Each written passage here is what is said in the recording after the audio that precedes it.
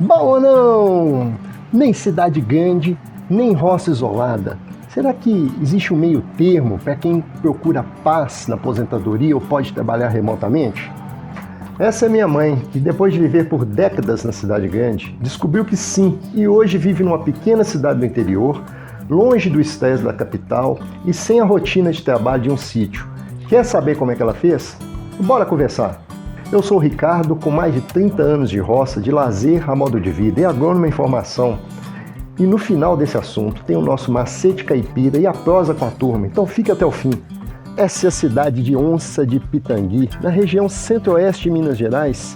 Ela surgiu na época do ciclo do ouro e fazia parte da 7ª Vila do Ouro de Minas Gerais, que é Pitangui. Foi emancipada como município em 1962 e hoje tem uma população de cerca de 3.000 habitantes.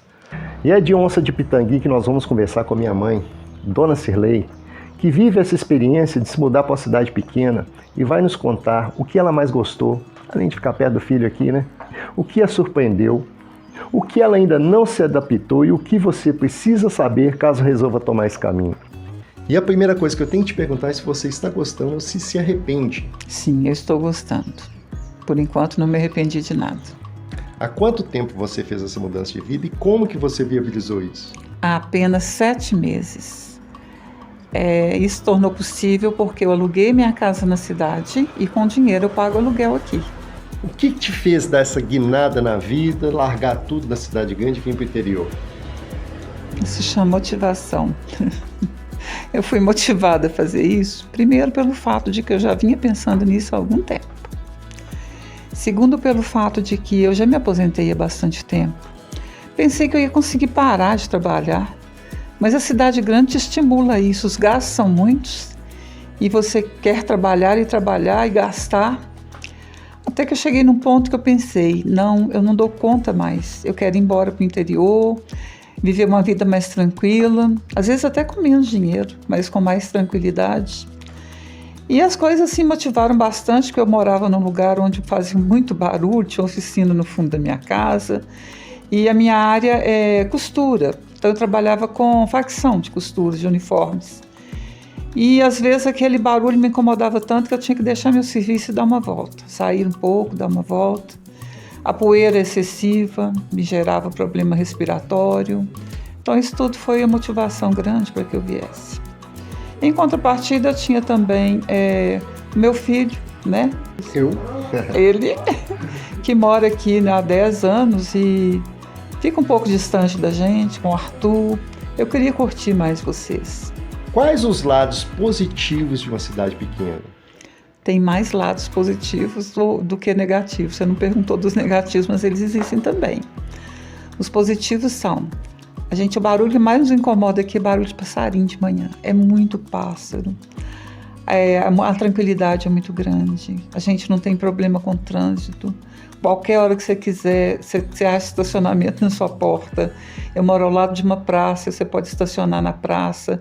Então nunca tem aquele acúmulo horroroso de carro que a gente passa, né? Aquele estresse horroroso da cidade grande. E além do mais, tem muita coisa boa. Como, por exemplo, o serviço médico. O serviço médico aqui na minha região, na minha cidade, funciona maravilhosamente bem.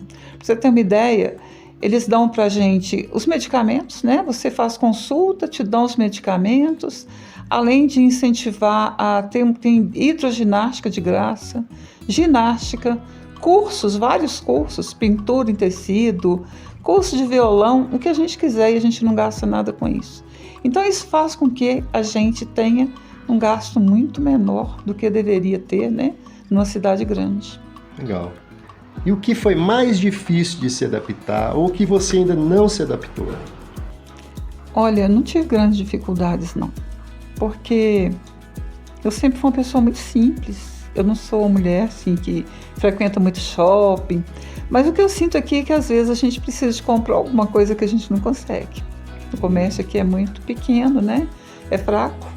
Então, se eu quiser comprar alguma coisa diferente, um presente para alguém, ou mesmo de alimentos, se você quiser uma coisa diferente, você tem que pegar o carro na próxima cidade. Farmácia, não tem. A gente não tem isso aqui. E você sente falta de alguma coisa da cidade grande? Eu sinto falta das minhas filhas que ficaram lá, com os meus 2 netos. Sinto falta das minhas irmãs e irmãos, que a maioria moram na cidade grande. Além do que te falei, né, sobre comprar alguma coisa diferente, eu também, isso me faz falta. Mas aqui existem algumas compensações para isso. E para quem quer fazer uma mudança de vida dessa, que dica que você daria? A primeira coisa, gente, é preciso ter muita coragem, tá? Muita força de vontade. Porque você tem que deixar uma casa que você, né, você vive ali há anos, décadas, como o Ricardo comentou. E aí você tem que deixar tudo e mudar. O fato de mudar já complica, né? Mas no final vale a pena. Porque essas casas do interior normalmente têm quintais enormes. A minha tem 1.900 metros quadrados. E a gente já pega com o pomar pronto. Então você já vem, é como se você estivesse num sítio. Basta você fazer uma horta. A maioria dos quintais aqui já tem cheio de bananeiro, pé de jabuticaba. No meu tem 4 pés de jabuticaba. E eu sou alucinada com pé de jabuticaba. E engraçado é que eu falava que o meu sonho era ter uma casa onde tivesse um pé de jabuticaba na porta da cozinha. E acreditem que eu tenho 2. Olha só, é muito legal, eu acho que vale a pena. E a outra coisa importante, esquece, você não tem dinheiro para comprar uma casa numa cidade pequena, aluga, tá? Existem aluguéis para isso, aluga sua casa e aluga uma casa no interior e depois você me conta a diferença da qualidade de vida, de pessoas maravilhosas que você encontra na rua, todos te cumprimentam. É uma cidade onde as pessoas assim, te querem muito bem, vale a pena.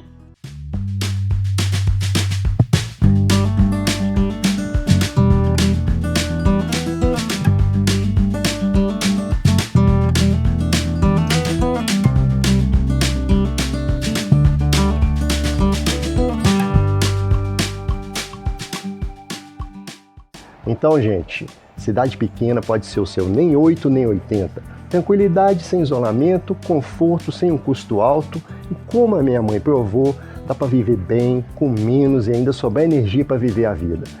Fique agora com o nosso macete caipira.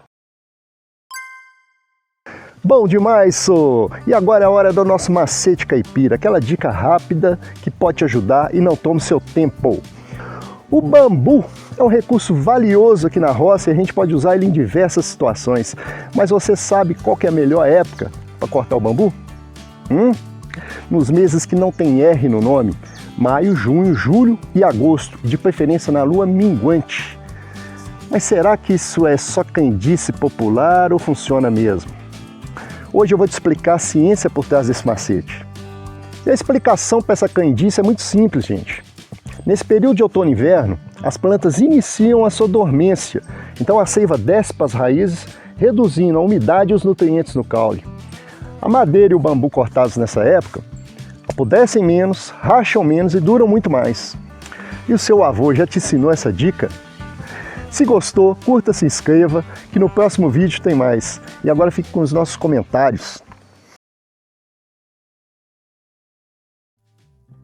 E agora é hora da nossa prosa com a turma, reagindo e respondendo aos comentários do nosso último vídeo, 10 anos de roça, como é que ficou minha saúde?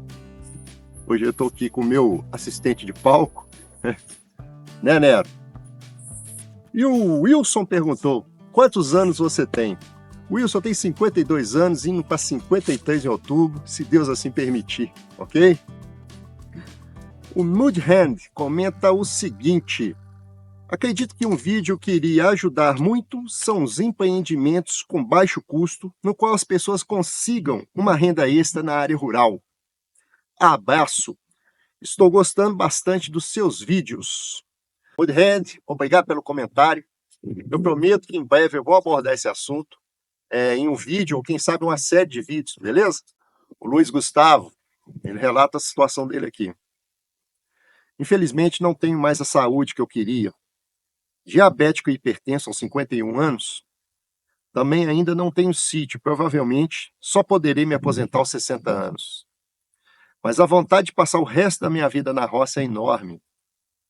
Mas o quadro não é dos melhores. Devo entrar nas estatísticas dos que trabalharam para viver tranquilos na velhice e morreram doentes de tanto trabalhar. Meu irmão, bacana essa sua vontade de morar na roça. E saiba que Deus conhece essa vontade que está no seu coração. Até lá, você se cuida aí. A gente está na torcida por você, beleza? E pessoal, obrigado pela audiência e até o próximo vídeo.